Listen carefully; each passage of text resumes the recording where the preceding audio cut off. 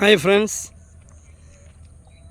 it's me Simon YouTube channel, Simon Varghese Instagram, Simon Varghese Facebook welcomes you. Have a fantastic positive day. Be positive always. That will lead you to the success. Of course, we must think positively, we must act positively, we must live positively. Okay, don't do anything else harmful to any others. അതായിരിക്കണം principle and policy. സ്വാഭാവികമായിട്ട് നിങ്ങൾ ഒരു സന്യാസി പോലാവും. നിങ്ങളുടെ ചിരിക്കൊരു ഒരു ഒരു കൗതുകം ഒരു വരും, ഒരു ഗ്ലിറ്റർനെസ് വരും. അത് നിങ്ങളുടെ ഹൃദയമാണ്, നിങ്ങളുടെ മനസ്സാണ് നിങ്ങളുടെ മുഖം. നിങ്ങളുടെ മനസ്സിൽ നിറച്ച് കുശുമ്പും കുന്നായ്മയും പരദൂഷണമാണെങ്കിൽ നിങ്ങളുടെ മുഖം എങ്ങനെ ഇരിക്കും? വികൃതമായിട്ടിരിക്കും. നിങ്ങളുടെ ഹൃദയത്തിൽ ശുദ്ധതയുണ്ട്. നിങ്ങൾ ശുദ്ധിയോടുകൂടി ചിന്തിക്കുകയും ജീവിക്കുകയും ചെയ്താൽ, പോസിറ്റീവായിട്ട് ചിന്തിക്കുകയും ജീവിക്കുകയും ചെയ്താൽ നിങ്ങളുടെ മുഖം ഒരു വെണ്മയാൽ വിളങ്ങും തീർച്ചയായിട്ടും. നല്ല മുഖമുണ്ടാകട്ടെ, നല്ല ജീവിതമുണ്ടാകട്ടെ. നാം മൂലം ഒരാളും കണ്ണീര് പൊഴിക്കാനോ നാം മൂലം ഒരാൾ അവൻ്റെ ജീവിതം നശിപ്പിക്കാനൊന്നും ഇടവരാതിരിക്കട്ടെ. ചെറിയൊരു പരദൂഷണം മതി ഒരുത്തന്നെ അവൻ്റെ ദുരഭിമാനം എന്ന് പറയും. ഇപ്പം എന്നെപ്പറ്റി നിങ്ങൾ എന്നാ പറഞ്ഞാലും എനിക്കൊന്നുമില്ല.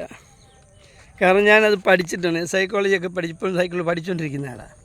അപ്പോൾ എനിക്കറിയാം ഇത് ഇത്രയൊക്കെ പോകത്തുള്ളത്. പക്ഷെ അതില്ലാത്ത ഒരാളാണല്ലോ അയാൾ. അത് മതി കത്തുമൊക്കെ എഴുതി. കഴിഞ്ഞ ദിവസം കണ്ടില്ലേ, അത് ഒരു യൂത്ത് കോൺഗ്രസ് നേതാവിനെതിരെ പരാതിയൊക്കെ എഴുതി വെച്ചിട്ട് ഇതിനെ ആത്മഹത്യ ചെയ്തു.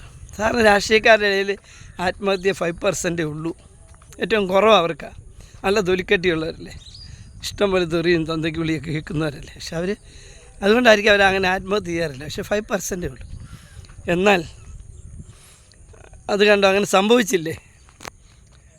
അത് നമ്മളെന്തിനാണ് മറ്റൊരാളെ കരുത്തി പറയാം? നമുക്ക് എന്ത് നേട്ടം അതുകൊണ്ടുള്ളത്? നല്ല സ്ഥാനമാനങ്ങളൊക്കെ കിട്ടുമെങ്കിൽ ആയിക്കോ. എന്നിട്ട് ആ സ്ഥാനമാനത്ത് ഇരുന്ന് തലയും ചൊറിഞ്ഞിരിക്കാം. ദൈവാനുഗ്രഹം ഉണ്ടാകത്തില്ല.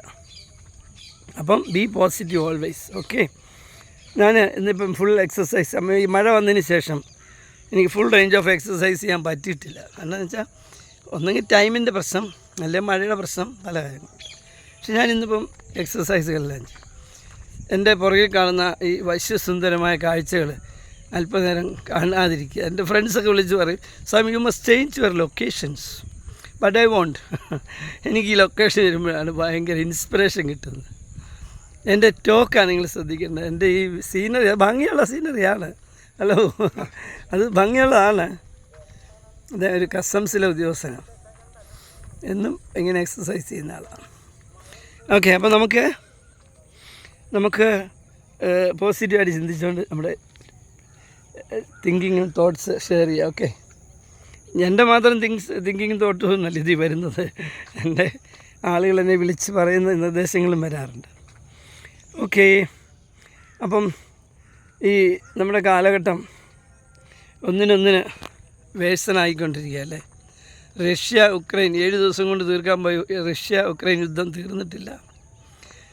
ഇറാൻ US ഇസ്രയേൽ മിഡിൽ ഈസ്റ്റിലൂടെ വേണപ്പെടുത്തുക, എല്ലാം കൂടെ യുദ്ധത്തിലാണ്. ഈ യുദ്ധം കൊണ്ട് ആത്മീയമായിട്ട് എന്തെങ്കിലും നേടുകയും ചെയ്യില്ല. പക്ഷേ അതിൽ കൺട്രോളിംഗ് ഒക്കെ വേണ്ടി വരും. ഇപ്പോൾ ഇസ്രയേലിൻ്റെ അടിയിൽ വരെ തുരങ്കം കുത്തി ചെന്നിട്ട് ആ തുരങ്കം അടച്ചില്ലെങ്കിൽ പിന്നെ ആ രാജ്യത്തിൻ്റെ സെക്യൂരിറ്റി അവിടെ പോകും, സേഫ്റ്റി അവിടെ പോകും. അതുപോലെ അണുവായുധങ്ങൾ ഈ പറഞ്ഞ വേണ്ടത്ര ചിന്താരീതികളില്ലാത്ത ആളുകളുടെ കയ്യിലേക്ക് അണുവായുധങ്ങൾ ചെന്നുവിട്ടാൽ എന്തായിരിക്കും സ്ഥിതി? അത് വളരെ മോശമായ അന്തരീക്ഷം ഉണ്ടാക്കുമല്ലേ. അപ്പോൾ അതൊക്കെ കൺട്രോൾ ചെയ്യേണ്ടതാണ്. ആവശ്യമുണ്ടെങ്കിൽ ഇതാകും എന്നുള്ള പോസിറ്റീവ് തിങ്കിങ് എനിക്കുള്ളത്. നമ്മളെ ഭവനത്തിൽ വന്ന് സ്ഥിരമായി തെറി പറയുന്ന ഒരുത്തനെ ഗാന്ധിജി പറഞ്ഞിട്ടുണ്ട്, മുളക് പൊടിയും കറിക്കത്തിയൊക്കെ ഉപയോഗിച്ച് വീശണം. അതിനുള്ള എന്നുവെച്ചാൽ നമ്മുടെ ആ ഒരു മെക്കിട്ടുകയറ്റം തുടർച്ചയായിട്ട് വന്നാൽ അതിനെ തീർക്കാൻ നമുക്ക് കാണണം. അതിന് കഴിവും ശക്തിയും ബുദ്ധിയും വിവേകവും വിനയവും വേണം അല്ലേ. Okay, all the best. പക്ഷേ ക്രിസ്തു പഠിപ്പിച്ചത് നിന്നെ അടിക്കുന്നതിന് അടുത്ത കാരണം കാണിച്ചു കൊടുക്കുക, നിന്നെ കൂട്ടിനായിട്ട് 1 കിലോമീറ്റർ വിളിച്ചാൽ 2 കിലോമീറ്റർ കൂടെ പോവുക എന്നൊക്കെയാണ്. അതൊക്കെയാണ് നമ്മുടെ ഉള്ളിലുള്ളത്. എന്നാലും തീരെ സൈഡിടുമ്പോൾ മനുഷ്യൻ്റേതായ സ്വഭാവങ്ങളും കാണിച്ചേക്കാം അല്ലേ.